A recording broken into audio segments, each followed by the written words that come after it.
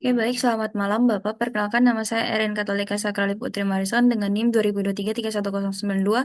Di sini saya akan mempresentasikan terkait judul topik saya, yaitu analisis ancaman prompt injection dan data leakage pada generatif artificial intelligence, studi komparatif tata kelolaan keamanan cyber di Indonesia, Amerika Serikat, dan Uni Eropa berdasarkan WF Global Cyber Security Outlook 2026.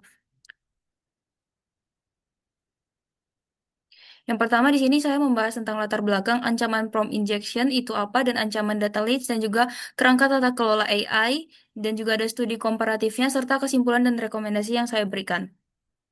Yang pertama, latar belakang topik ini diambil dari generatif AI yang sedang berkembang pesat, di mana teknologi LLM itu digunakan di sektor pendidikan, kesehatan, keuangan, pemerintahan, dan industri secara masif, membawa manfaat sekaligus resiko serta keamanan yang baru.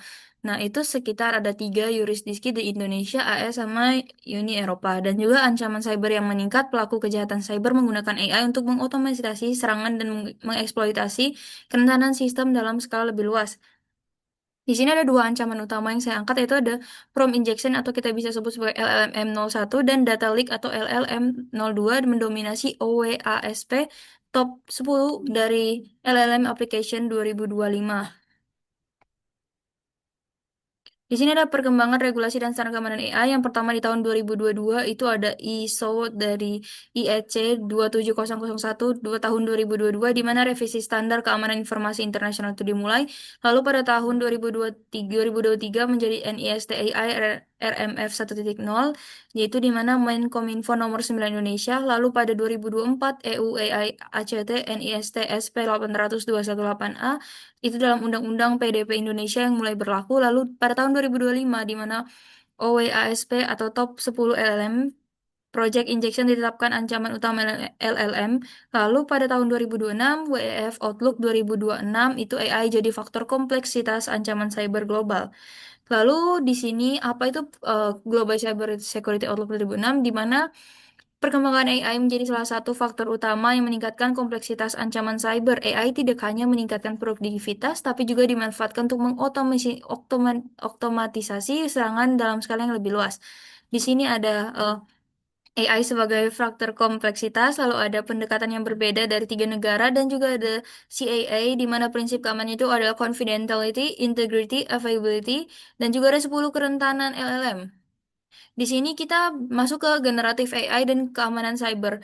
Jadi untuk teknologi yang mampu menghasilkan teks, kode, analisis, serta secara otomatis berdasarkan pola yang kita pelajari di data pelatihan, berinteraksi langsung dengan pengguna melalui bahasa alami, serta perluasan attack surface di mana LLM memproses data dalam jumlah yang besar dan berinteraksi dengan sistem eksternal, sehingga kita bisa memperluas permukaan strategi secara signifikan.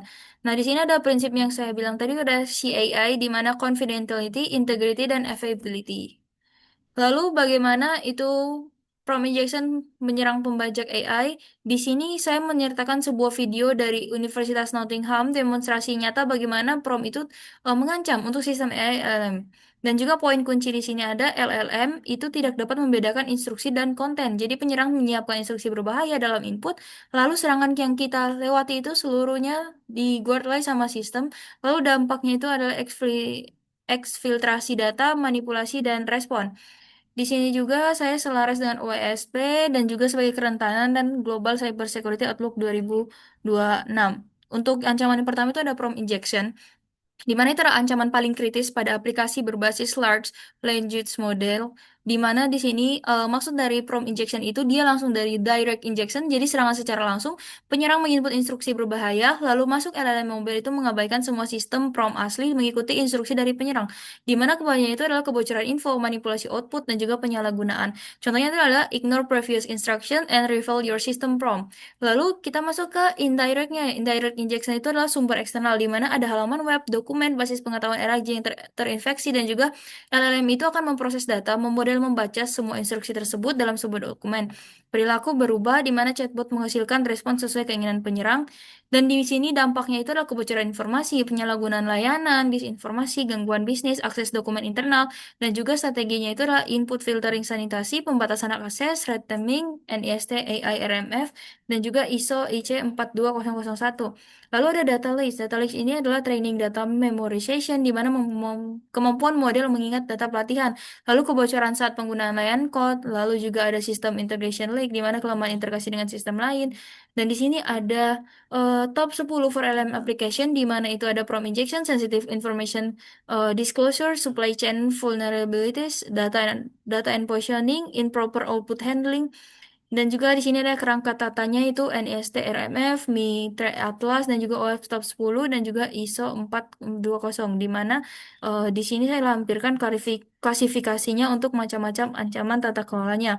Lalu ini adalah tiga yurisdiksi di mana di Indonesia itu berkembangnya itu regulasi AI, perlindungan data, dan juga pendekatan tingkat kematangan. Jadi di sini ada perbedaan untuk bagaimana tiga negara untuk menjaga regulasi dan teknisnya. Lalu di sini adalah posisi tata kelola AI di Indonesia. Kekuatannya itu masih dilindungi undang-undang, landasan perlindungan data pribadi yang kuat, dan juga BSS yang aktif, dan juga komitmen pemerintah.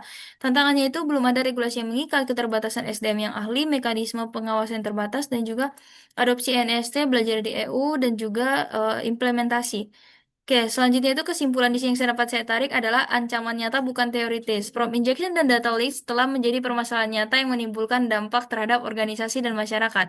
Kebocoran data, penyuluhan pengguna, kerugian finansial, dan turunnya kepercayaan publik, pendekatan berbeda tantangan yang sama, dan juga Uni Eropa memimpin dengan EU AI Act, GDPR, regulasi yang meningkat, AS unggul dengan NIST, AI, dan juga solusi kompresi yang kita perlukan adalah keamanan generatif AI tidak dapat hanya mengandalkan solusi teknis, pengalaman risiko membutuhkan regulasi yang memadai, standar keamanan internasional, dan juga peningkatan literasi cyber, dan juga serta kolaborasi dari pemerintah, industri, akademis, dan masyarakat.